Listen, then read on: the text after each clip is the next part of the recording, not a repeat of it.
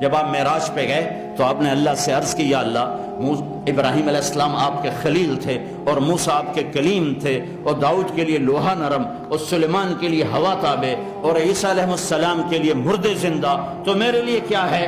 تو اللہ تعالیٰ نے فرمایا اولیس قد اعطیتک افضل من ذلک کلہ، میرے محبوب میں نے آپ کو وہ دیا ہے جو کسی کو نہیں دیا۔ یا اللہ کیا؟ کہ اللہ ذکرت الا ذکرت معی، میرے محبوب قیامت تک تیرا میرا نام اکٹھا رہے گا، اکٹھا رہے گا، اکٹھا رہے گا، جدا نہیں ہو سکتا۔ لا الہ الا اللہ، آگے پڑھو۔ اب میں تھوڑا قرآن سے دکھاؤں۔